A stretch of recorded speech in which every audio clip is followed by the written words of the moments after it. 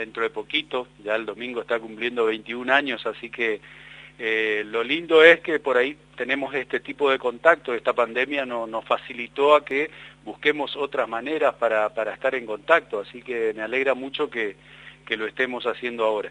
Bueno, Tiki, si vos querés bajar un poquito tu retorno para que no te afecte el delay, no hay problema, ¿eh? Tomate tu par de segundos ahí para bajar, tranqui. Mientras tanto yo sigo acá, no hay problema, Tiki.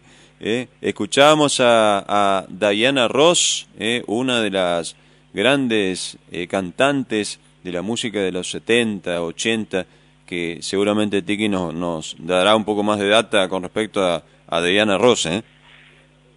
Claro, y Diana Rossi es, como decís vos, es una de las referentes de la música de la década de los 70, finales de los 70, comienzos de los 80, en cuanto a la música disco, a la música que también marcó una época, denominada esa época década dorada del rock, de la música disco, del funk, del soul, es decir, todos esos géneros que marcaron una época y nos marcaron también algunos que por ahí ya tenemos un poquito más de edad, ¿no es cierto?, 50, 60 años, cada vez que escuchan estas canciones se acuerdan de esa hermosa década que se vivió en la década, como dije, de los 70 y los 80 en cuanto a este género de la música. Hay tantas otras voces, tantos otros grupos que marcaron una muy buena época dorada en aquella década recordada de los 80.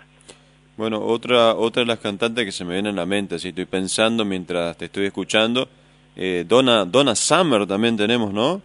Otra de las grandes exponentes. Claro.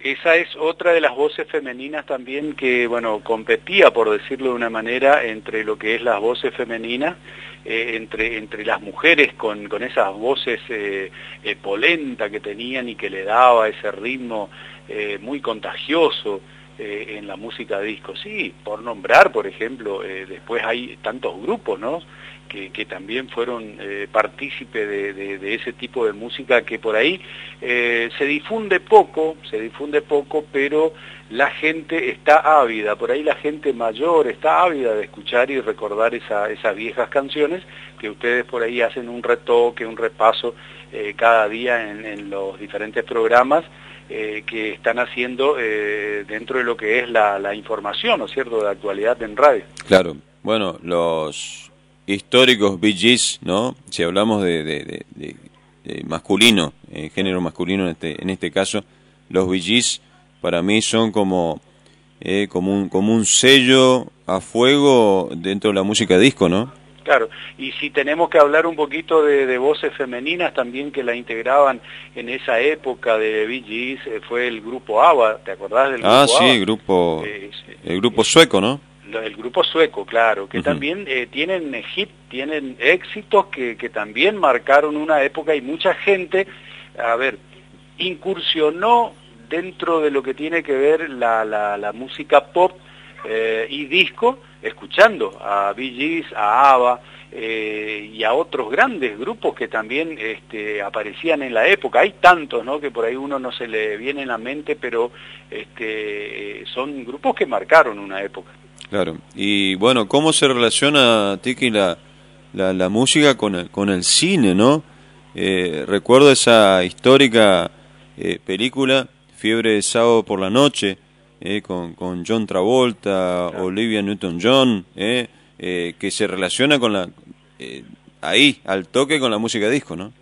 Claro, y esa era la cuestión del productor de esa película, incursionar un poquito al cine, es decir, trasladar la música al cine a través de la película, de Fiebre de Sábado por la Noche, como dijiste vos, John Travolta, Olivia Newton-John y un gran equipo de bailarines que aparecían en esa época, donde a través de la música trasladada al cine, también se conoció a grandes músicos y música dentro de lo que tiene que ver la música de los 80, ¿no es cierto?, de la música dorada, que inclusive finales de los 70.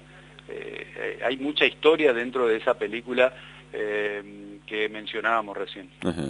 Bueno, qué bueno estar charlando con vos, Tique al aire, en estos momentos ahí en la previa, a días nada más, como bien indicaste, el 1 de agosto la radio cumple 21 años de existencia y parece loco, parece muy loco, increíble, pero en tu caso, que entraste un año antes que yo acá a la radio, ya hace ¿cuánto? Prácticamente 21 años.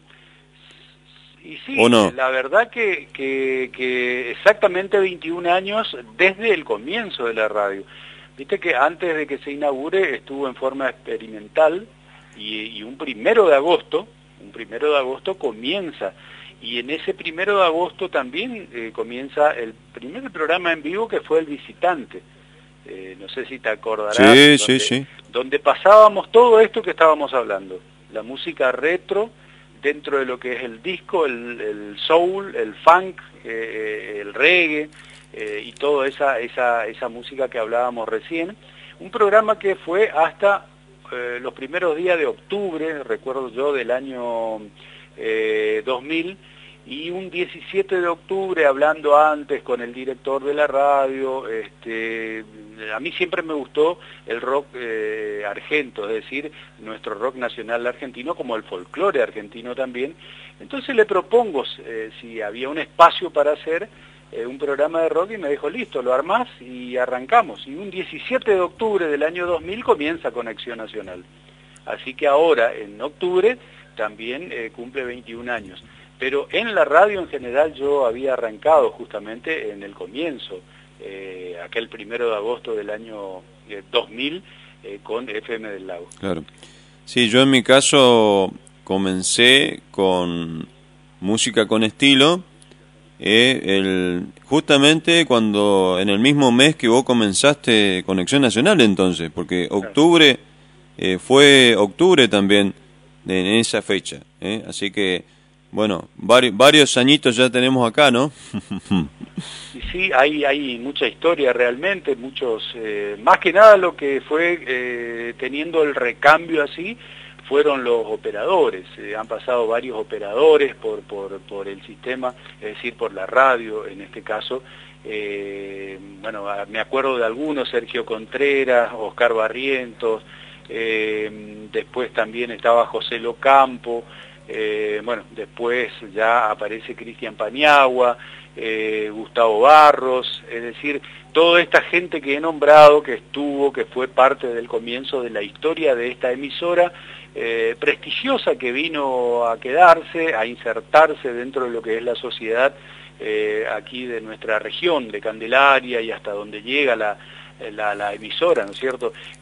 Y son 21 años, no es poca cosa realmente para en este caso, sistema de medios. Bueno, Tique, en esta oportunidad queremos aprovechar tu presencia porque tenés una data para contarnos que tiene que ver con un grupo. Claro, se trata de ZZ Top, es un trío dentro de lo que tiene que ver, ahí estamos viendo en la pantalla. Gracias Cristian, gracias Marcelo por esto. Ahí está Bill Gibbons, Dustin Hill, que es el bajista que falleció, y de esto queríamos hablar un poquito, y Frank Deart, que bueno, este trío se había formado allá por el año 1969 en Houston, Texas. Esta formación está integrada por Billy Gibbons en guitarra y voz líder, Dustin Hill, el desaparecido bajista y tecladista del grupo, y Frank Beard en batería. Los discos más comerciales fueron Eliminator de 1983 y Afterburner de 1985. Inclusive estos fueron los álbumes más cercanos al rock electrónico de la banda. Desde 1969 al 2021, 52 años tiene este grupo, y está integrado siempre por lo mismo, nunca hubo cambio. Bueno, excepto ahora que fallece justamente ayer miércoles Dustin Hill a la edad de 72 años, lo encontraron muerto en su casa, así que bueno, esto es lo que quería por ahí comunicar un poquito. Aquellos fanáticos, seguidores del rock, bueno, con esta información, ¿no es cierto?, que no es muy buena, porque este trío se queda sin su bajista. Pero realmente lo último que grabó este trío fue en el año 2012, La Futura se llama ese disco, y en ese disco aparece la canción Le Grand, que es lo que escribió justamente el bajista desaparecido, Dustin Hill. Así que bueno, esto es lo que quería por ahí informar un poquito y agradecerte a vos, a todo el equipo de trabajo por permitir que contemos un poquito estas historias.